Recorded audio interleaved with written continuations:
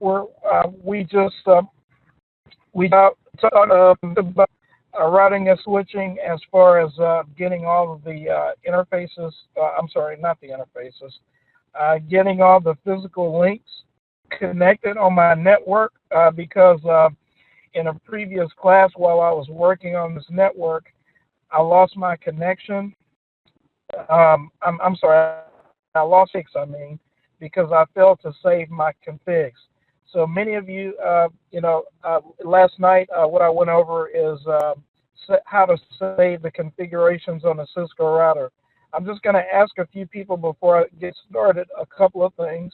Okay, AJ, can you tell the class if I log into the Cisco router right here, and my command prompt looks like this with a greater than symbol. What mode am I in? And I'm going to list them out. Bear with me 1 second. Am I in one user mode, or am I in privilege mode, or am I in global configuration mode? Which one of those three modes am I in when you see my prompt that looks like this with a greater than symbol?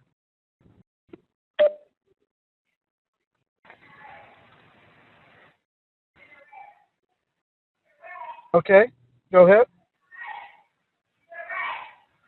Yeah, Say it again. User. Very good. I'm in regular user mode. Very good. Excellent. Good job. Good job. AJ just joined the class, and very good. Very good. All right, Jason. If my command prompt looks like this, what mode am I in? Privilege or enable mode. Absolutely. I'm in privilege mode. Okay. And let's see. Shanique, if my prompt looks like this, what mode am I in? Global config mode. Awesome. Global configuration mode. Very good. Very good. Awesome. Awesome. Awesome. All right. Okay.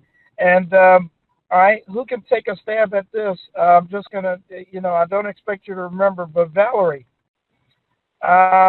anytime when you take a Cisco switch out of the box, are the ports automatically are they set to auto set, or are they not, or are they automatically disabled by default? Set to auto set. Absolutely, they are set to auto sets. Okay, very good, Valerie. Excellent, very good. All right. Okay, Grover. There are two major functions of a Cisco router. Two major functions of a router. All right. The two major functions. All right. Just name one of the two major functions. I'm gonna have someone else name another. Path determination. Absolutely. Path determination. Very good. Perhaps that wasn't fair because Grover is already a Cisco engineer. All right. Okay. Very good, Grover. Awesome. All right. Okay. Let's see. Let's see. David, can you tell the class what is the other function of a Cisco router? Once it determines how to get somewhere, basically it's like doing a map quest. It does a map quest to find out how to get somewhere. So if you want to find out how to get somewhere, you're going to do a map quest. Or perhaps I'm being a little old school. Maybe people don't use MapQuest anymore because everybody and their brother got GPS. Even if they don't have a traditional GPS, they got one on their cell phone. So maybe I'm being a little old school, but I remember in the days where you did a MapQuest or something like that, or Yahoo Maps or something like that, to find out how to get somewhere. Actually, I remember where you had to use the regular atlas. You bought the little atlas from the store, and you mapped out your path there. So what is the second major function of a router? Once the router determines the path, what do you think the second function is? Once it knows how to get along that path.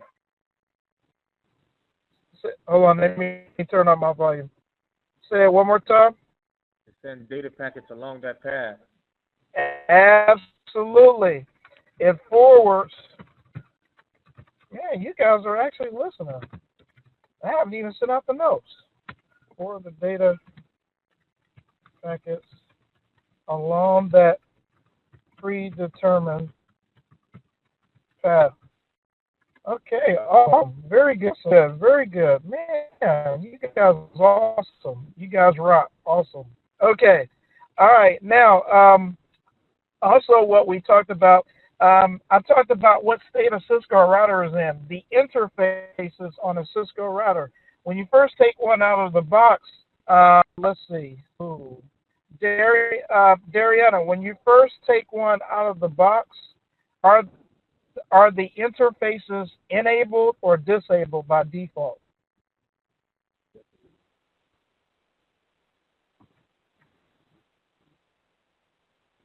Switch or the router? Oh, I'm sorry. A router. I'm sorry. My bad. The router. When you first take a Cisco router out of the box, are the interfaces disabled or are they set to auto sense? All right. What about Robert? Robert, let me see. Absolutely. Very good. Awesome. Very good, Jason. Excellent. Actually, that's the text.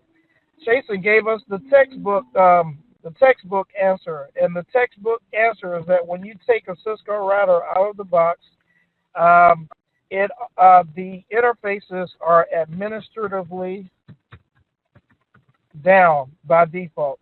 And of course, I didn't spell administrative. Well, you know what I mean. I can spell, but anyway, we'll move further. I'm not worried about that right now. Okay. All right. Okay. Very good. Very good, Jason. Awesome. Awesome. This is just yesterday was his first class back. Wow. All right. Awesome. Okay. So now, class, there is a third major event that has to take place in order for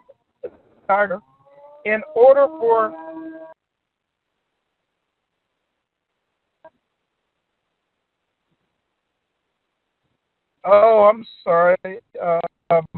Okay, Chantel, are you in now? Yeah, I'm here. Okay, excellent, excellent. All right, good deal, good deal. My bad. Did I not send it to you? I forgot to send it to you again. Yes, I'm not on the list. Oh, my bad, my bad. Sean, I promise I'm not leaving you out. I promise that. Okay. Thank All you. right, okay. I'll remember one of these days to put you in there. Okay. All right, excellent. All right, so good.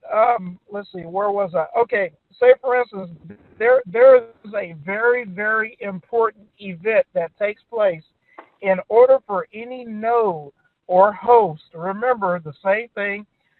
Anything that is connected to a computer network is considered a node or a host. All right, and in order for the node or host to send information from itself to a destination computer or device on the network, what major event has to take place in order for those data packets to even be sent?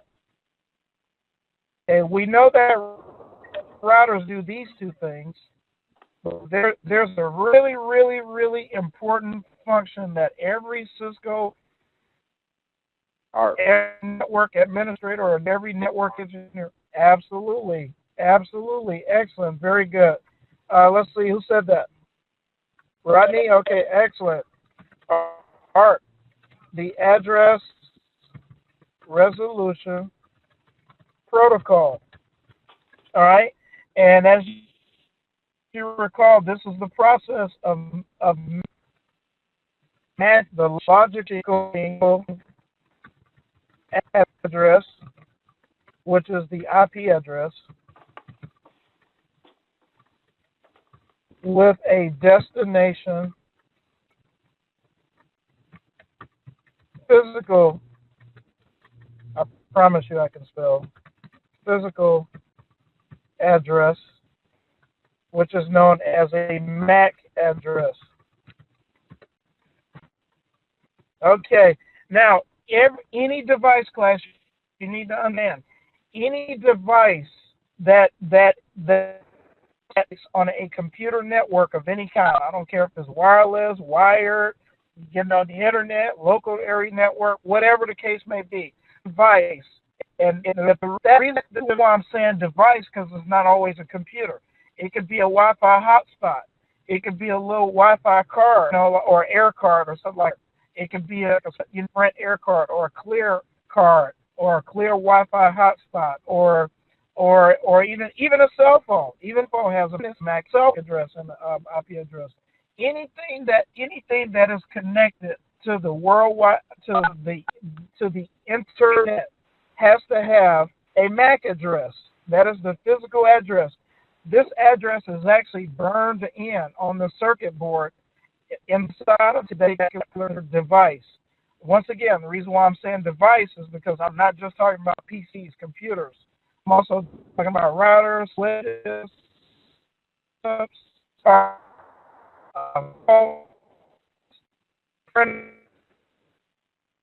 address. Now, what does MAC stand for? MAC stands for Media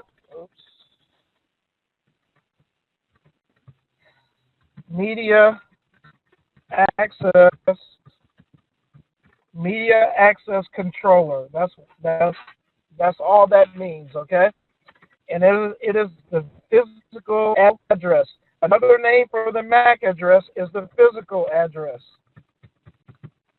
And the reason why they call it the physical address because that address it never actually burned in at the factory. So when that particular device was manufactured at the manufacturer, they actually burned in that address onto the circuit board on that. It's actually not physically burned in. These are like a CD-ROM. What's actually done? There is on any type of device, electronic has a main circuit board in it called a motherboard. And on that motherboard is a very important chip on there. It's a memory chip. That memory chip is called a ROM chip. Okay. All right. Okay. All right. Let me record. See if my screen. Okay. All right. Everybody can see now.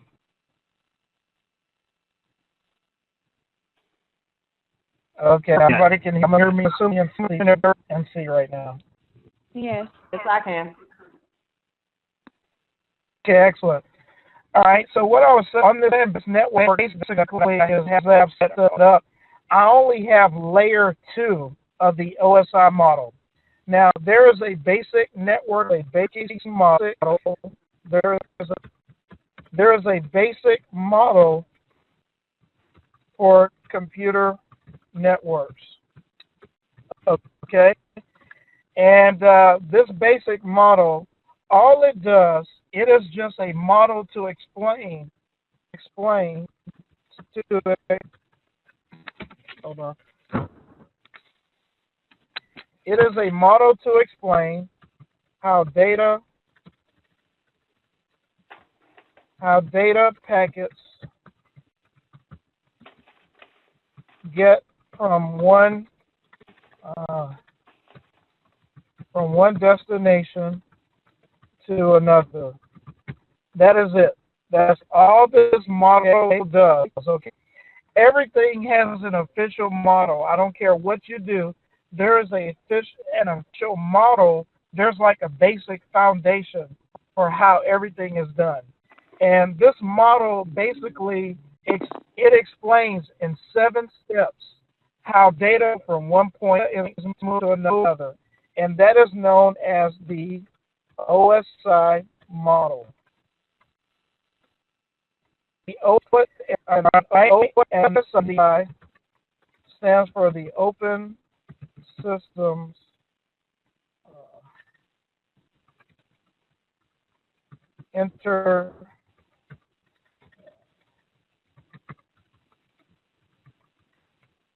the open systems interconnection. All right, and it sounds complex, but like I said, it's just a model to explain how data moves from one. It's just like an official textbook model, and they do it in 7 steps.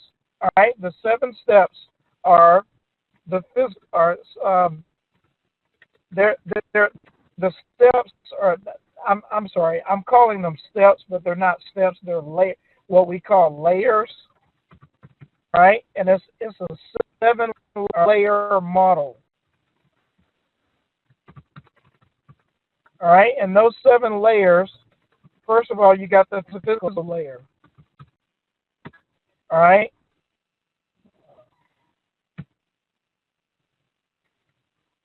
And then you have what is known as the data link layer. All right. Then you have what is known as the network layer. Then you have what is known as the transport layer. All right. Then you have known as the session layer. Then you have what is known as the presentation layer. And then lastly, you have what is known as the application. Oops. Okay, in this class, I'm going to later show you what the OSI model is, not just what the steps are. You're going to actually understand what each layer does. It makes you a better technician or engineer when you truly understand what is going on at each layer of the OSI model. When you truly understand that, every bit of your troubleshooting that you do in a computer network, you will troubleshoot known as the OSI model. This is the model that you use when you're troubleshooting. All good engineers use this model for their troubleshooting purposes. It kind of adds order, and that way when you're troubleshooting, you're not from here to there to here to right there trying to figure out, or just pulling straws trying to figure out where the problem is and all that stuff, and then 4 hours later you finally stumble upon it. Well, when you use a methodical approach to troubleshooting by using the OSI model for your troubleshooting, you start at layer 1. At layer 1, you're checking all the physical connections. The physical layer of the OSI model defines, like the network cards, the cables, and all that stuff. So the first thing you're going to do is check, okay, is it plugged in? All right, is the cables plugged in? Do I have a link light? So forth and so on. And then you just keep going up. Then you go to layer 2. Okay, all right. And then you check all that stuff. You check layer 2. Then you check layer 3, which is IP addressing. So we're going to get into that later in the class. However, right now, I'm going to tell you the 3 layers that I'm going to focus on today are the first 3 layers. The physical layer, like I said, it defines like the cables, network cards, the net, and all the devices, all of the physical connections. Okay, and then the data link layer is the MAC address. Is the layer link layer defines the MAC address. All right. So it defines the MAC address as well as a sub layer called the logical link control sub layer. Don't worry what this is right now. We'll get into that later. Just wanted to notate that for you. All right. And then at layer 3 is the network layer. All right. The network layer addresses IP addressing. All right. This is what takes place at the network layer. So, what devices work at what layer? Routers work at the network layer. All right. Switches operate at the data link layer.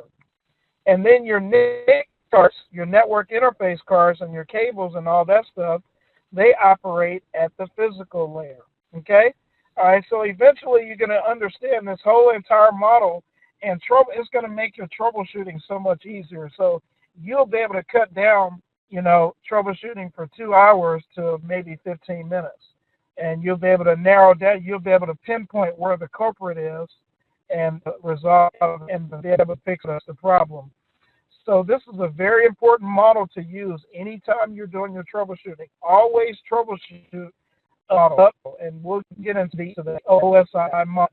All right, so this is the model that defines how data moves from one place, from one endpoint to another. We'll get into all that later. Now, moving further, all right, so with that being the case, we want to talk about the network layer. The network layer is where logical addressing takes place. All right, and logical addressing is IP addresses. All right. Okay, now, before I go any further in my diagram right here, in order for me to set up the rest of my network, you notice here that I have some numbers here, right? I have some numbers here, and I got a dotted decimal number here, dotted decimal number here, and all that stuff. Well, all right, those numbers that you're looking at right here, what are known as IP, these numbers are addresses, okay? Now, for instance, if I were to go on my computer, yes, sir. Can you do anything to clear up the audio? You're ghosting pretty badly. You're inaudible at some times. All right, hold on just a moment. Let me see. Well, maybe we need to mute ourselves or something. I don't know.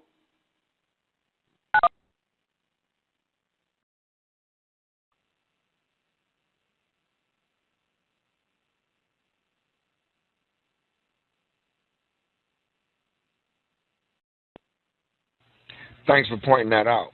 I hope we didn't lose him again.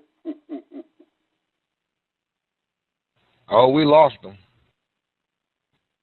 Let's see. Is he not part of the chat group anymore? No, he got that little global internet sign by his name. I don't think he's online no more. He got to come back on. No, he's still part of the group.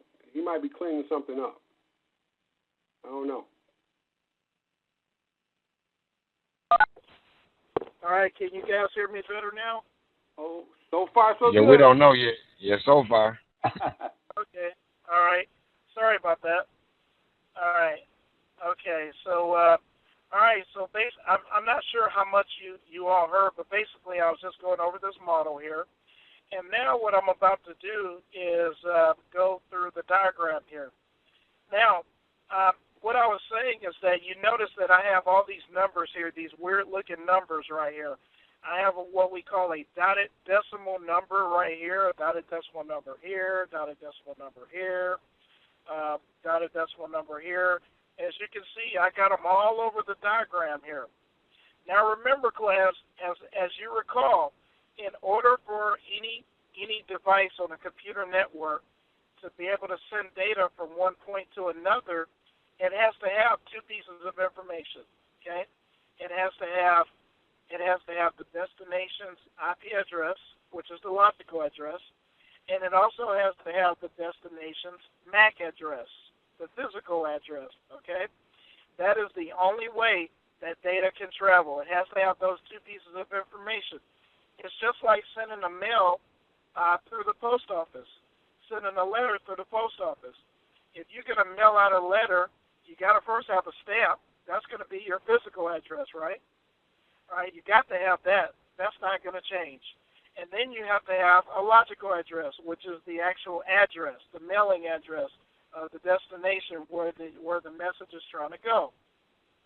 All right, so with that being the case, if we look at our diagram here, as you notice that right now, none of these devices will be able to communicate with one another because they only have one piece of the puzzle. They are only operating right now at layer 2, okay? All of these devices have MAC addresses. All right, so and all the links on the cables and stuff are highlighted in green. All right, however, in order for data to actually start flowing, we have to have a logical addressing scheme, okay? And that logical addressing is known as IP addresses. All right, can everyone hear me so far? Yes. I can hear you. Okay. All right. And the logical addressing scheme is called IP addressing. All right. Now, okay, if we go to our diagram here, once each and every one of these computers have both pieces of information, they all have their own IP address, and they all have their own MAC address, now everybody can start talking to one another. But right now, nobody can start talking to one another just yet. Let me show you why. I gave an example earlier when I got cut off. I logged into Chantrell's laptop right here. All right, Chantrell is located. She is located at AT&T in the Buckhead office. All right. Okay. Now right over here, as you can see, I went to her command prompt and I did an IP config. And as you can see, her computer has no IP address. All right, no IP address. All right. All right. However, what her computer does have. Hold on. Let me actually go back in.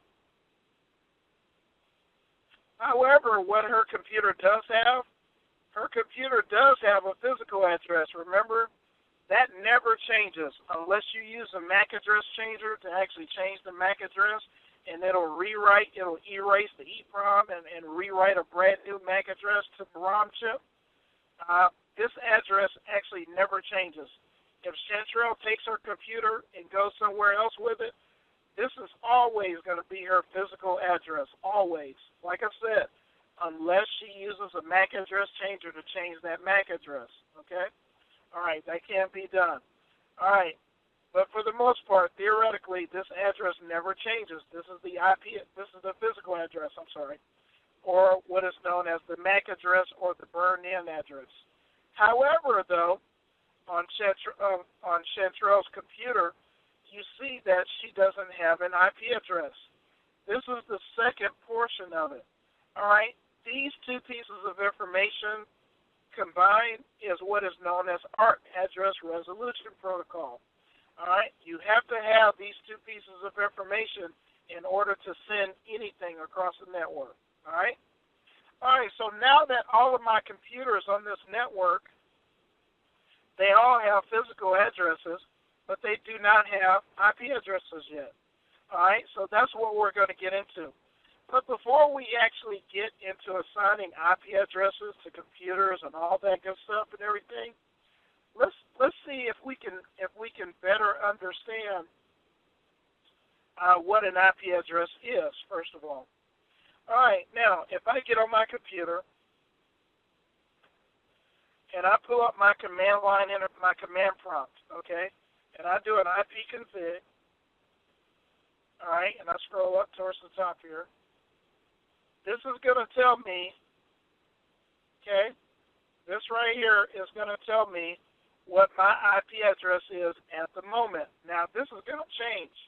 The reason why I have this IP address is because I am located on a Wi-Fi connection, okay? Well, if I go somewhere else and connect to someone else's Wi-Fi, then I'm going to have a totally different IP address, logical address. The IP address changes, but the physical address never changes, all right? So let's look at my MAC address. So I'm going to type a CLS to clear my screen because I don't like a lot of clutter on my screen. So I'm going to do an IP config /all. And right here, what you're going to see is you're going to see my MAC address as well. Let me scroll down to it. There it is right here. Physical address right here. If you read across there, there's my physical address right there. And then right here, this is my logical address, my IP address, okay? All right, excellent. Just wanted to show you that, okay? Now, class, what you need to understand is that no computer can participate in a computer network of any kind. Not just a computer, no host cannot participate on any type of network without an IP address or a MAC address. It has to have both pieces of information, remember? Because this is how they send information to one another. They must have these two addresses assigned, okay? All right, so with that being the case, let's talk about IP addressing. All right, so when it comes to IP addressing, there are three classes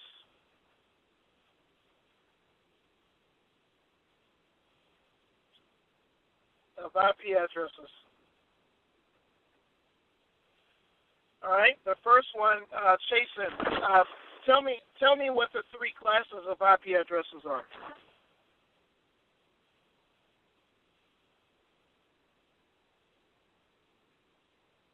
You said Jason or Chasen? I'm sorry, Jason. Jason still logged in? Classes, Class A, Class B, and Class C. Excellent. Class A, Class B, and Class C. All right.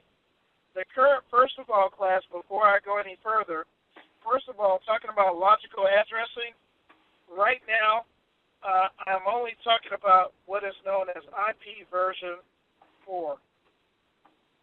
Currently, class, you need to understand that there are only 4.3 billion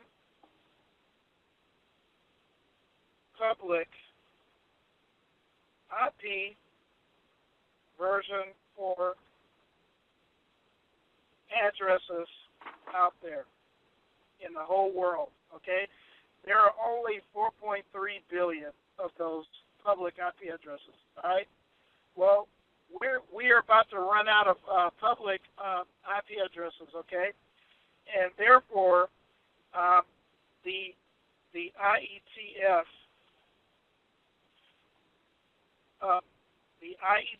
which stands for the Internet Engineering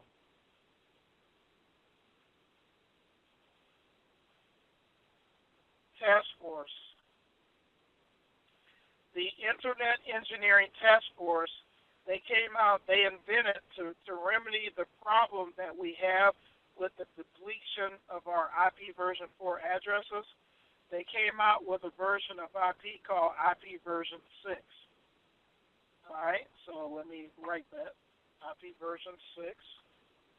So they came out with IP version 6. Now, let me tell you something about IP version 4 real quick. In IP version 4 are 32-bit logical addresses. All right, IP version 6, and I'm going to tell you why we skipped for a minute, uses 128-bit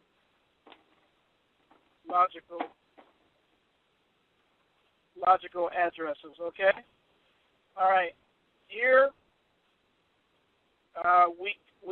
we only have 4.3 billion.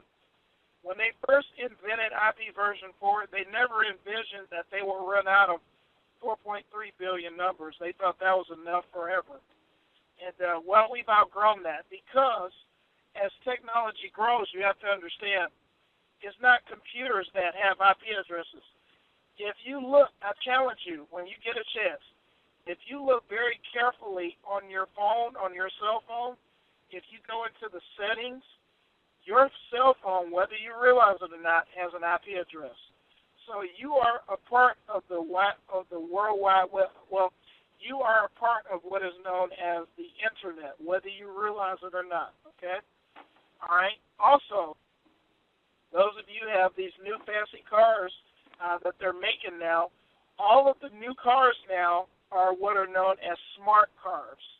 Okay, which means that they are assigning IP addresses to the cars for things like satellite radio, for different for GPS, for different type of services, emergency services, for all different other for internet, built-in internet into the cars and stuff like that. All the cars these days that they're making are coming with IP addresses. Okay, they also have a computer under the hood of the car. There's a little bitty box somewhere under the hood, and it's an actual computer. As a matter of fact, these days your car won't even crank if the computer is out, which is scary and sad because back in the old days, when I was coming up, the cars, they didn't have to have a computer to crank up. All you had was a carburetor, catalytic converter, and all that stuff, and you could crank it. As long as you had the battery and all that stuff, distributor, gas, and all that, the car would crank. It didn't depend on a computer, but guess what? Try to get into your new Mercedes, try to get into your new Bentley or whatever you got, or your Lexus or whatever. Try to crank that car if the computer is out on it. You're not going to be able to get in it and go. And as a matter of fact, they can shut down your car remotely. Not only that, the Mercedes place can hit a button on a computer at the Mercedes place and fix and reset the computer on your car. All right? So that's kind of neat in one sense, but it's kind of scary, kind of like a big brother type of thing in one sense. So, but anyway, that's where technology is actually going. Everything is going to have an IP address assigned to it. As a matter of fact, they said that the new cars are going to have an average of 10 IP addresses assigned to them. And it's going to be a different IP address for everything. One for satellite, one for GPS, one for this, one for that, one for this, one for radio. I mean, everything. And so your car is going to have more than one IP address. May have like up to 10 IP addresses assigned to it. All right, but anyway, enough of that. So they only envisioned made a provision for 4.3 billion numbers. Well, when IP version 4 first came out, the big three companies like Ford Motor Company, AT&T, Chrysler, all these big, these big companies and stuff, they went out and bought these huge block of IP addresses and they reserved them.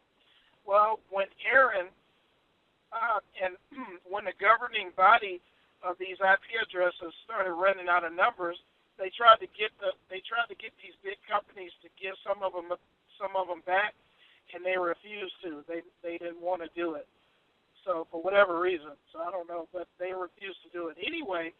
Long story short, so they had to figure out a way to remedy this problem that we're having, and so they decided to come out with IP version 6 to accommodate more addressing space and all that stuff. It's more secure and all that stuff and everything. All right, but anyway, that's the history behind the IP addressing. Now, right now, I'm going to start by talking about IP version 4. I won't get into IP version 6 until after this, okay? All right, however, we are currently using IP version 4. All right, if I open up my command prompts on my computer, all right, and I do an IP config. As you can see on my computer, I have, if you can see this, I have an IP version 4 address assigned to my computer, which is only a 32-bit number, and I also have an IP version 6 address assigned to my computer also. Look at it. Look at the difference between the two. The IP version 4 address is a dotted decimal number, just all numbers. The new IP version 6 address is a combination of letters and numbers. It is an alphanumeric hexadecimal type of number, okay? And it is much longer also, all right? And it's not quite as easy to read as a regular IP version 4 address, all right? The IP version 6 address is 128 bits, okay? The IP version 4 address is only 32 bits. All right. Now, with that being said, let's talk about IP version 4. There are three classes, just like Jason said earlier. There are three classes of IP addresses. There's class A, there's class B, and there's class C. Okay? All right, now, how do you know the difference between a class A, a class B, and a class C IP address? All right, first of all, a class B address. All right, first of all, before I go into that, let's talk about the structure of an IP version 4 address. I'm going to write an IP version 4 address out here.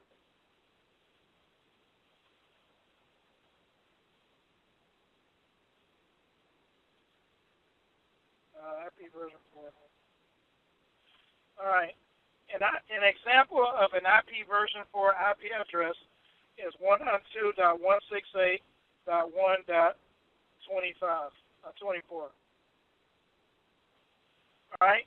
This is an IP version 4 address. Let me break it down to you. An IP version 4 address is made up of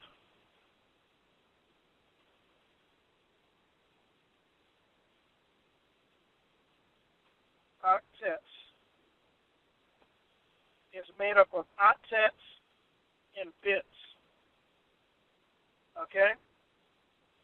All right, so now, this right here, the 192, that is known as the first octet. All right, octet number 1. The second number, 168, is known as octet number 2, the second octet. The third one, the number 1, is known as the third octet. The 24 is known as the fourth octet. So it's made up of 4 octets. Why do they call it octets? Well, because if you're a geometry person, you know that octo means 8. Octo means 8. All right? It's just like an octagon. An octagon has 8 sides. Okay? All right, so that's where they get the word octets from. Because in this octet right here, there are 8 bits inside of this octet. In this octet right here, there are 8 bits there. There are 8 bits here, and there are 8 bits here. There are 8 bits in each octet. This is the reason why they call it an octet, because each octet is made up of 8 bits. Okay, now, don't worry, class, if you don't understand this fully just yet, okay? I just want a little brief history here. Now, moving further, I want you to understand this. Computers. When it comes to computers understand digits. Okay? Now, say for instance, if I go online and I pull up a pretty picture of Taraji or somebody like that, or some whatever, some pretty beautiful background or something like that, I'm gonna to me, it's a beautiful picture, right? It's vibrant, it's got colors, it's got all that stuff. Okay, all right, but to the computer has no idea that it's showing you this pretty picture, with all these vibrant colors and everything. That the computer doesn't understand that. That's only for the human being to understand.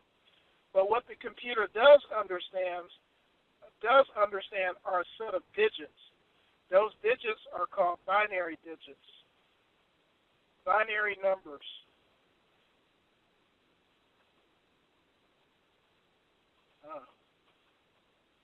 Okay, binary digits. Computers only understand 2 numbers, okay? They're binary digits. They understand zeros and they understand ones. That is it. A computer has no idea what 100 is. Computer has no idea what 2,345 is. Computer has no idea what 5 is. Computer has no idea what 9, 8, 7. It has no idea what that is. All it understands are two digits, zeros and ones, okay?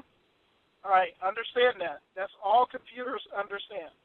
So what I'm telling you, so if I pull up, a nice pretty picture off the internet or something like that, what I'm going to the computer, that picture looks like this. 0, 0, 0, 0, 0, 1, 1, 1, 1, 1, 1, 1, 1, 1, 1, 1, 1, 0, 0, 0, 0, 0, 0, 0, all the way across the screen. So it's just like the Matrix. If you've ever seen the movie The Matrix, and you see those zeros and ones going across the screen like futuristic type of stuff, that's what that is, because that's the language that computers understand. They only understand binary digits. All right, now, what do those binary digits mean? It's very simple. It's not rocket science. All right? Now, this picture right here might be a nice picture of Lisa Ray or somebody, or Taraji or somebody, but to the computer, that picture is a bunch of zeros and ones or something like that, right? Okay. All right, here we go. All right, now, so to the computer, what these digits mean. A 0 means off. All right, so I'm going to write that. So 0 means off. And a 1 means, guess what? On. It is very simple. It is not rocket science, class. These are what are known as, they are also known as switches, okay? The 1s and the 0s, which are binary digits, they are also known as what we call switches, okay? Either the switch is turned on or the switch is turned off, okay? So what I'm telling you, class, each one of these numbers represents something, all right? They represent a set of numbers. Now remember, the computer doesn't realize that. All the computer knows is understand either the switch is turned on or the switch is turned off. That's all the computer cares about. It doesn't care about anything else, okay? But anyway, in the background, if you will, all of those ones and those zeros, they mean something. All right, okay, very good. All right, so now, moving further here, let's get back to our IP addresses. Now, if I write out this IP address like 192, there are 8 bits. So I'm going to write this up. So I'm going to do it like this: 192, and I'm going to come over a little bit more, 168. Then I'm going to come over a little bit more. I'm going to say 1. Then I'm going to come over a little bit more. And I'm going to say 24. All right, right here, this is the first octet. All right, in the first octet, I have 8 bits. 1, 2, 3, 4, 5, 6, 7, 8. I have 8 bits. Let me just put all ones there. 1, 2, 3, 4, 5, 6, 7, 8. All right, so there are 8 bits in this octet. Right here, there are 8 bits here. 1, 2, 3, 4, 5, 6, 7, 8. All right? All right, here's another one. 1, 2, 3, 4, 5, 6, 7, 8. Okay. All right, let me see. 1, 2, 3, 4, 5, 6, 7, 8. Okay, all right, so there, excuse me. So here we go. We have our IP address right here, okay? The first octet, so let me write that. The first octet, and then we have the second octet, and then we have the third octet, and then we have the fourth octet. Okay, octet 1, 2, 3, and 4. All right, here's the IP address right here: 192.168.124. All right, and each one of these octets, that's the reason why they call it an octet, because there are 8 bits inside of that octet. 8 bits. 8 bits here, 8 bits here, 8 bits here. Now, when you add all of those bits together, remember, this is an IP version 4 address, okay? When you add all these bits together, that's 8 bits here, that's 8 bits here, that's 8 bits here, and that's 8 bits here. That gives you a grand total of 32 bits. Oops. 32 bits. Okay. 32 bits. Oh, never mind. I'll just put 32 there. All right, so that gives you a grand total of 32 bits. This is where that comes from. So an IP version 4 is a 32-bit address because each octet contains 8 bits inside of it. And altogether, they add up to 32 bits. All right, now, let's take this a little bit step further. I'm not going to go any further any deeper just yet. But what I want you to understand, looking at IP addresses, let's go back to the classes of IP addresses. A Class A IP address, the first octet is what determines the class of an IP address. So let me write that. The first octet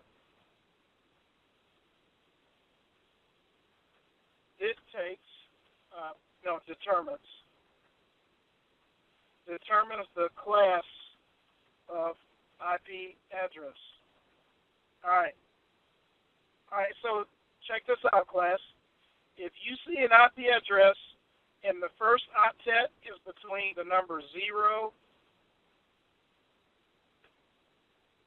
and, oh gosh, I'm drawing a blank here. So, well, 0 to 120. Oh, yeah. Okay, 0 through. Just drew a blank there. 0 to 126. Yeah. I just had a. I just forgot for a second there. All right. Anytime you see an IP address and the first octet is in the range of between the number 0 and 126, it is considered a Class A IP address. All right. Class B. Anytime you see an IP address and the first octet is in a range between 128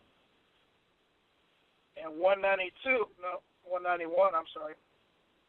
Well, yes, I'm sorry, 192. It is a Class B IP address.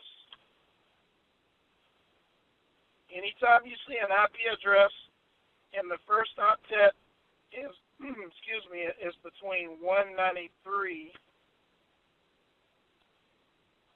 and, let me see, 193 and 220, let me make sure, 223. 193 and 223, yeah, 190, let me make sure. 191, that's private. Okay, yeah, 193 and 223, it is considered what is known as a Class C IP address. All right, so with that being said, let's see if we can determine what class IP address my computer has. Right here, when I did an IP config, the very first octet falls between 128 and 192. So therefore, this is a Class B IP address. Okay. All right. So that's how you determine the class of IP address that you are using. All right.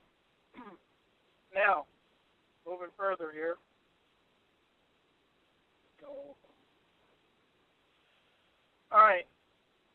I'm not going to get into subnet masking just yet. I'm going to save that for the when we get into subnetting. But I just want you to understand when you look at an IP address, for instance, if I go to www.whatismyip.com, this is a website that will tell you what your public IP address is. You can't get on the internet without a public IP address. All right? You have what we call private IP addresses, and you have public IP addresses. We'll get into that also. But right here, as you can see, my public IP address is 64.134.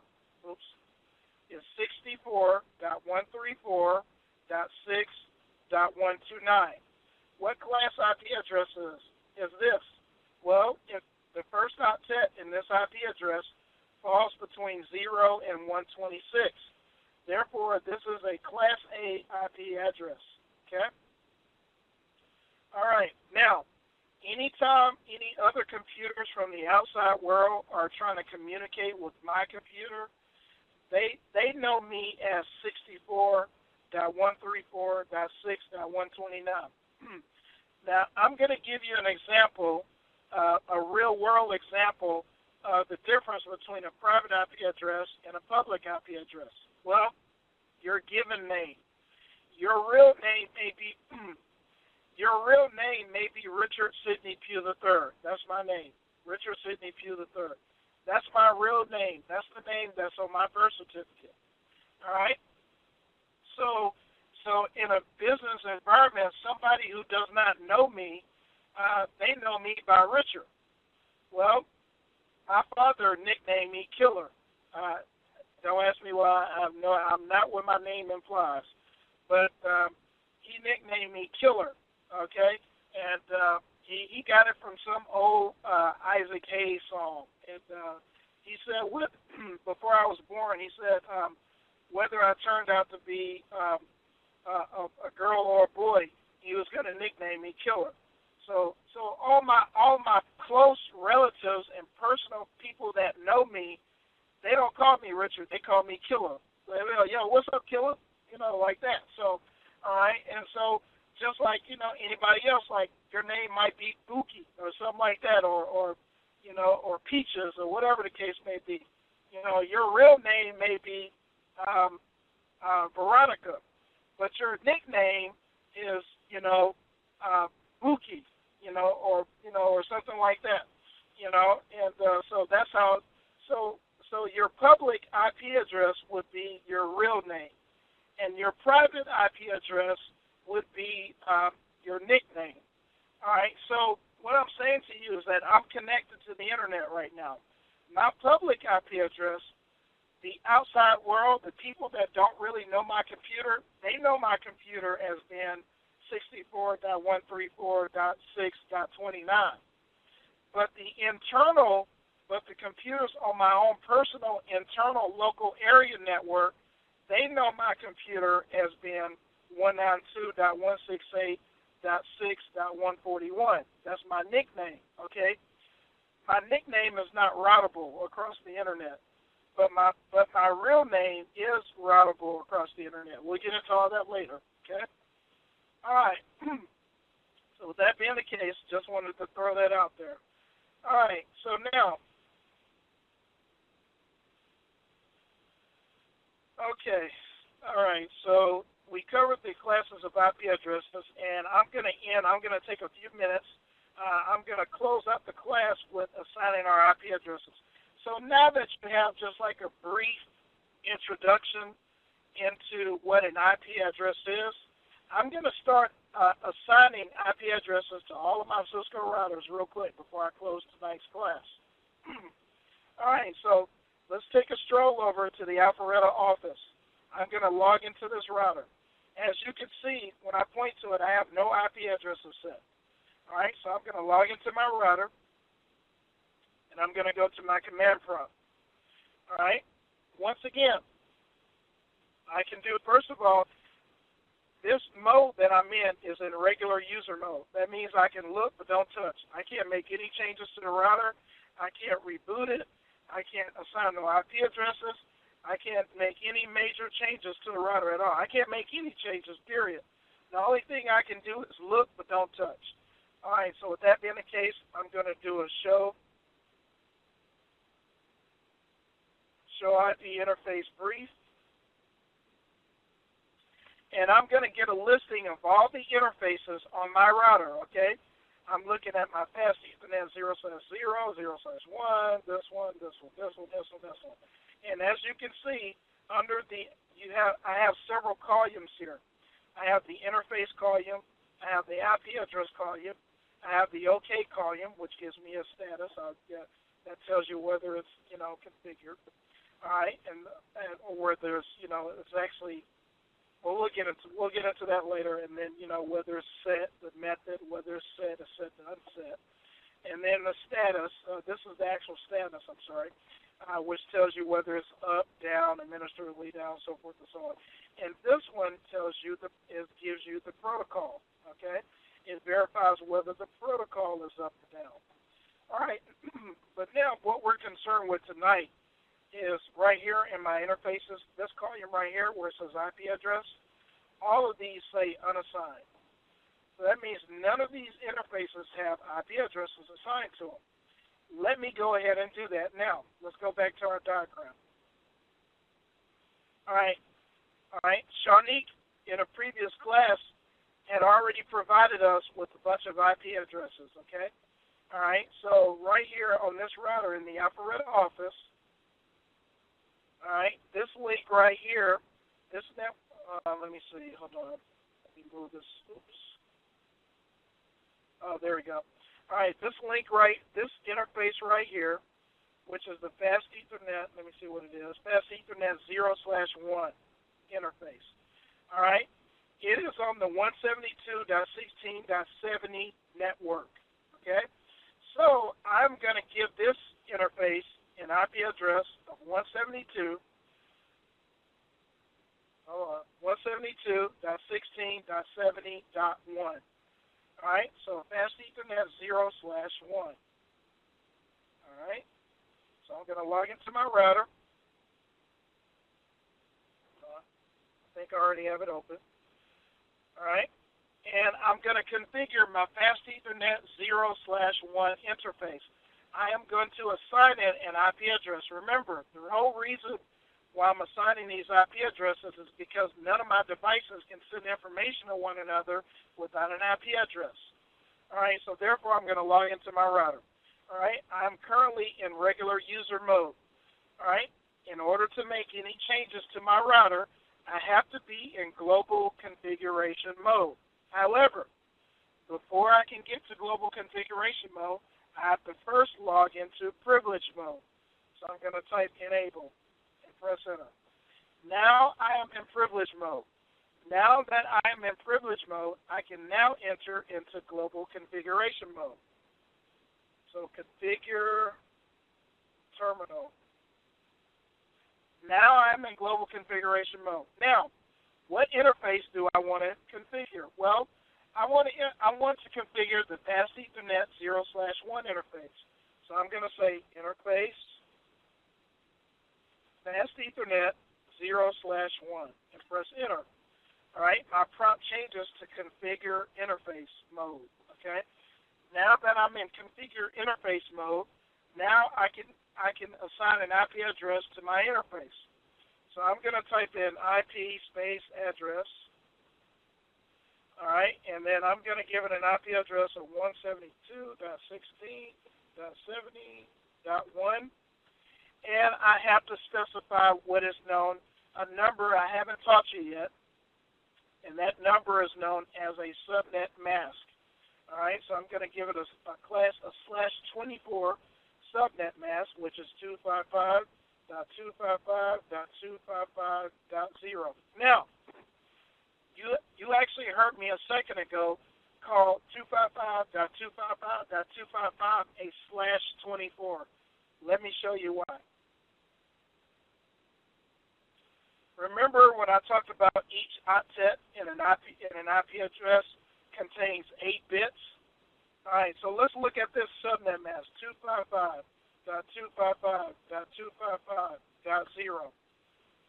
All right. Anytime you see the number 255, that means all the bits in this octet are set to number 1. All the bits are turned on. We'll get into that later why. I'll explain that to you later. But just understand that all the bits are being used. So therefore, you have to put an 8 there. All right? Right here. The second octet has the number 255 in it. All right? That too means that all of the bits are turned on. So I have to put an 8 here. Right here, in the third octet, once again, all of the bits are turned on. So therefore, I have to put an 8 here. However, in the fourth octet, none of the bits are turned on. All of them are off. None of them are in use right now. So therefore, I just leave it as 0. All right, because they're not being used. Well, when I add 8 plus 8 plus 8, that gives me what is known as 24 bits. Now, keep in mind, class, an IP address is a 32-bit address. So what I'm telling you, 32 of the bits in this IP address are in use. The remaining bits, which is 8 bits in this IP address, are not in use. So therefore, we call this a /24. Okay? I'm going to take this a step further, all right, since I opened up this can of worms. All right, I'm going to explain to you where the magic number 255 comes into play.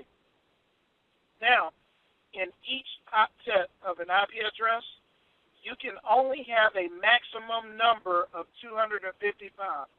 That is the highest it goes. I'm going to tell you why. All right? This is what is known, class, as the basic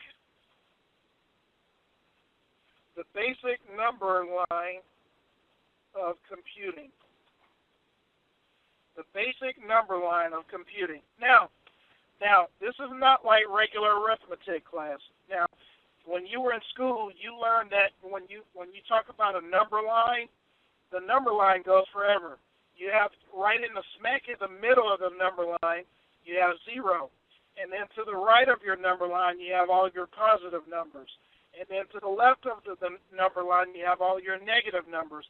But they go for on and on and on and on and on forever and ever, infinitesimal, right? Well, that's not the case with IP addresses, okay? With IP addresses, an octet can only go up to 255. That is the maximum number that an octet can have. Now, the basic number line of computing is this: 128, 64, 32, 8, 4, 2, 1. Let me bring some of this over a little bit. Sorry about that.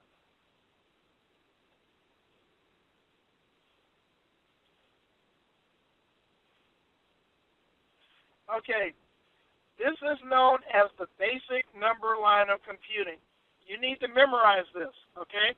When we get into subnetting, I'm going to show you how to look at an IP address, and you can calculate in your head without even doing it on paper how many available IP addresses are available in that network, how many bits, so forth and so on, everything, the range of networks, the range of hosts, all of that. You'll be able to calculate that in your head.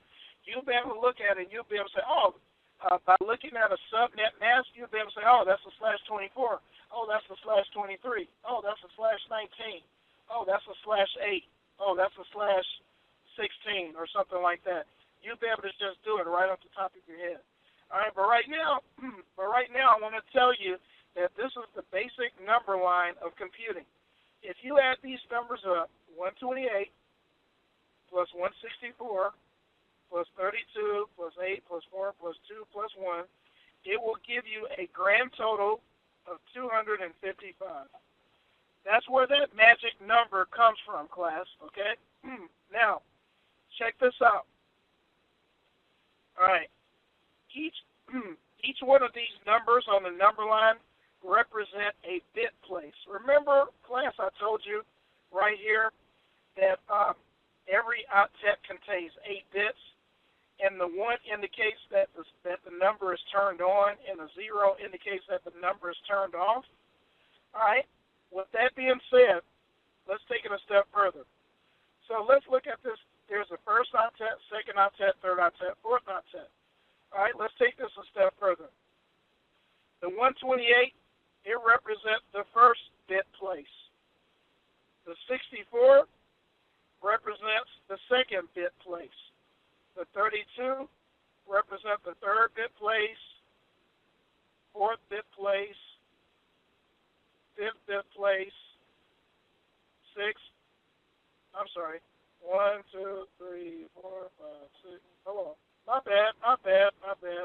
I left out 16. My bad. All right. right, let me get my spacing right real quick. My bad, y'all. I left out a number on my basic number line. Sorry.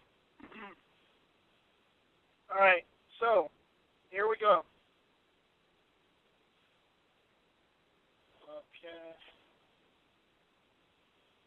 All right. Okay. I mean, you get the point. It's not going to be. I'm not going to line it up perfectly. I'm just trying to bring a point across. All right. All right. This number line, this basic number line, represents an octet and an IP address in an IP version 4 IP address. All right. So what I'm saying to you, when you go back up here and you look up here, each one of these numbers represent a place. So this number 1 right here represents the number 128. This number right here represents the number 64, 32, 16, 8, 4, 2, and 1. All right, so that means when there's a 1 there underneath all of these, that means each and every one of those bits are in use. When they are in use already, you cannot use them. You can only use bits that are free, that are available. You cannot use the bits that are already in use, that are already turned on. Okay? Now, all right, so that gives us a grand total of 255. All right, now, what if I were to mix it up a little bit? What if I were to put a 0 here, and then a 1 here, and then a 0 here, a 0 here, a 0 here, a 0 here, a 1 here, and a 1 here. All right, if that is the case, this is what this means. All right, when there's a 0 there, that means you don't add the number, so you just bring down the number 0. When there's a 1 there, that means the switch is turned on, so you use that one. All right, so you have to bring that one down, 64. All right, we have a 0 underneath this one. That means this switch is turned off. All right, so therefore, let me just let me erase that so y'all won't be confused. All right, so once again, I have a 0 here. That means the switch is turned off, so you don't use that bit. So you just bring down 0 there. When there's a 1 there, that switch is turned on, so you bring down to 64. 0 here, switch is turned off, so you bring down to 0. All right, 0 here, the switch is turned off, you bring down to number 16. 0 here, the switch is turned off, you bring down hold on. I'm sorry about that. When a switch is turned off, you bring down 0. My bad. I must be getting tired. Okay, so 0 here, the switch is turned off, you bring down 0. There's a 0 here, the switch is turned off, so you bring down the number 0. I probably got y'all all confused tonight. Sorry about that. All right, there's a 0 here, the switch is turned off, so I bring down the number 0. Now here, the switch is turned on. 1 means on, okay? 0 means off. So because the switch is turned on, I bring down the number 2. All right? And right here, the switch is also turned on, so I bring down this number 1. Now what I need to do is add all these numbers up.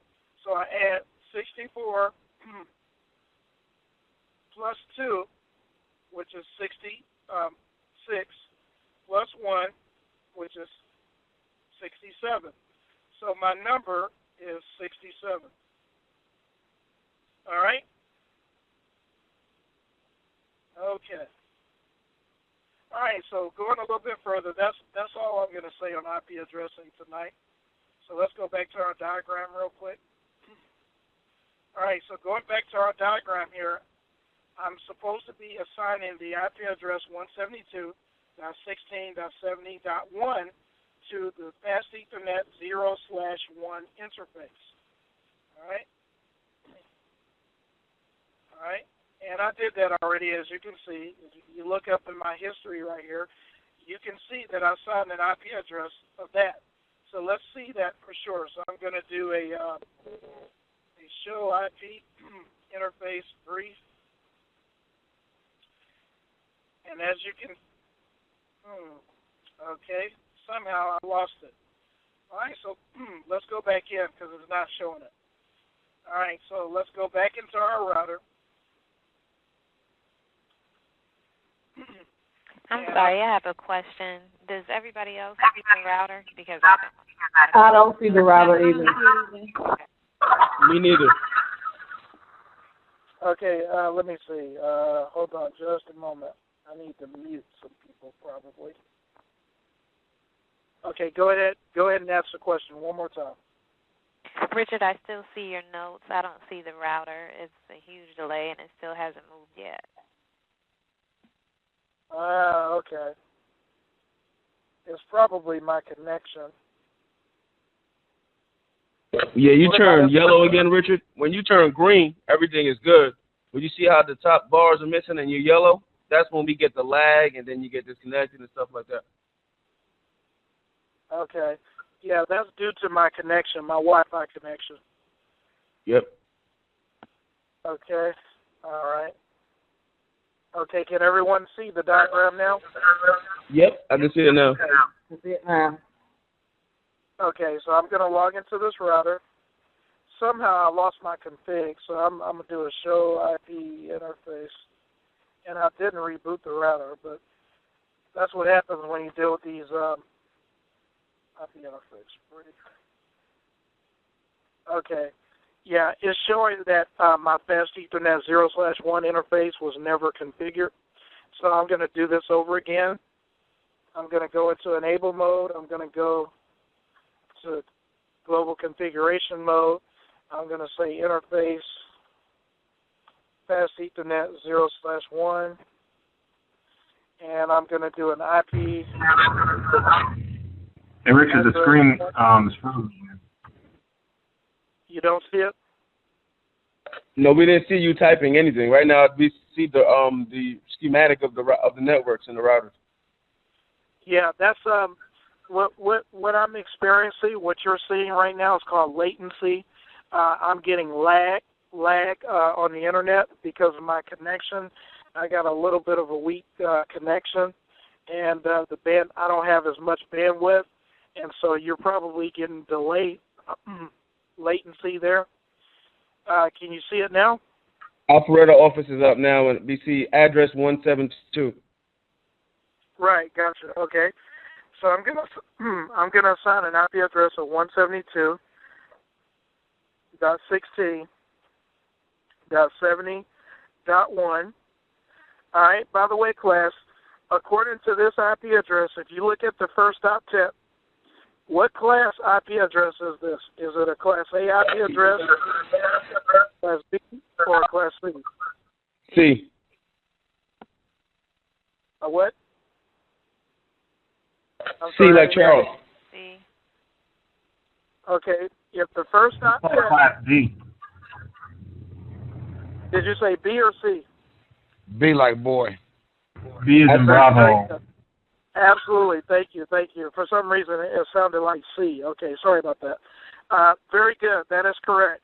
So now, class, you'll know just from looking at an IP address, you'll be able to say, oh, that's a Class A IP address. Oh, that's a Class B IP address. Oh, that's a Class C IP address. Okay? You'll know that just by looking at the first octet in that IP address. Okay, that's gonna become important later. All right, so going back to our diagram here.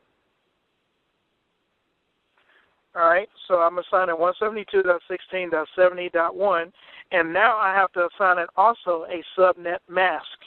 So 255.255.255.0. And class, later on when I teach you what the subnet mask is, all it is an IP address that tells you what portion of the IP address is the network ID and what portion of the IP address is the host ID. all right, or the host portion. Every IP version 4 address has two parts. It has a host portion, it has a network portion, and it has a host portion.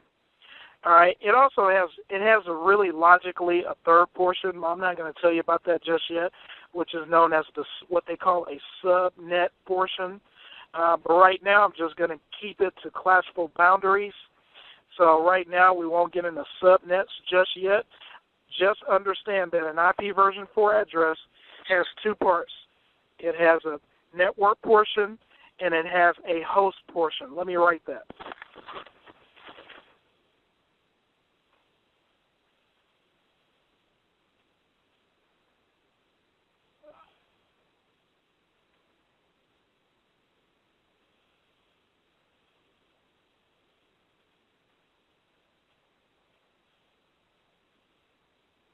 Okay, two major parts.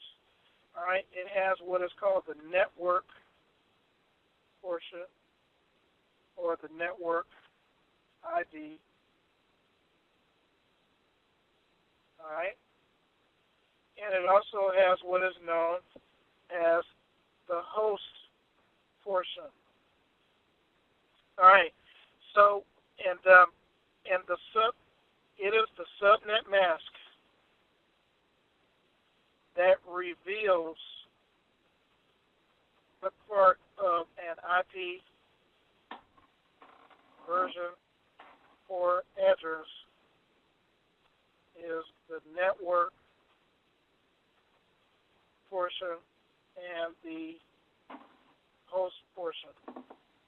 All right, so basically what I'm telling you, class, is that when you look at an IP address and you look at its associated subnet mask, if you look at my IP address right here in my command prompt, as you can see, my IP version 4 address is a 192.168.6.141, all right, but my subnet mask is 255.255.255.0. Well, if you just line up these numbers together like I did before, remember, 255 means that all the bits are turned on. They're in use. So when all the bits are turned on, that means that it's reserved for the network ID. So therefore, therefore, you have to bring down the number 192. It's already in use. All right. Then if you line up this one, the second octet from the subnet mask with the second octet from the IP address, you see that all of these bits are turned on also. Remember, the highest number you can have is 255. When you put all ones in there and you add them all up together, they all, based on your number line, they all add up to the number 255, which lets you know that all of these bits are in use. They are turned on. So with that being the case, you have to bring down the 168. Okay? All right, if you go over to this one, to the third octet here, the 255 is lined up right underneath the third octet in the IP address. So therefore, all of those bits are in use also. So you have to bring down the 6. All right, but right over here in the fourth octet, none of these bits are in use. They're all available to be used, okay? All right, so with that case, anytime you have anytime you see the numbers in use, that portion indicates the network ID. So therefore, the network ID, for this IP address is 192.168.6.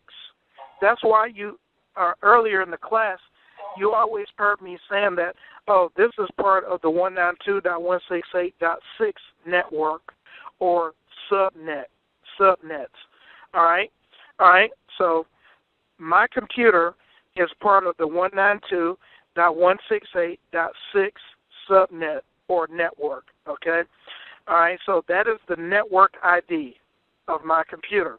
Now, the host portion is this last octet. These are free to use, okay? All right, I'll get into all that later. I just wanted to explain that, what the subnet mask is. They call it a mask because it hidden behind that mask is the revelation of what's really going on.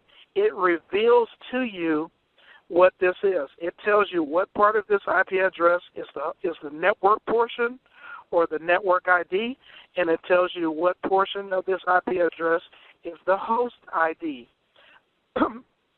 So now, if on my computer I had an IP address of 192.168.6.141, but my subnet mask was just 255.0.0.0, okay, now my network ID is just, I'm on a 192 network. And all the rest of these tests are free because there's zeros underneath them all. All right, so I would be on a 192 network. All right, if my subnet mask was a 255.255.0.0 subnet mask, that will reveal to me that I am on a 192.168 network subnet. Richard, we're unable to see anything. It shows that there's no more sharing. Okay, I'm sorry. Yeah, looks like somehow you lost the host privilege. Oh, Patrick. Sure did. Yeah, I got disconnected. Okay, I tell you what, I'm running overtime anyway. I'm sorry, I hate to end it, but I'm going to go ahead and stop the class right here.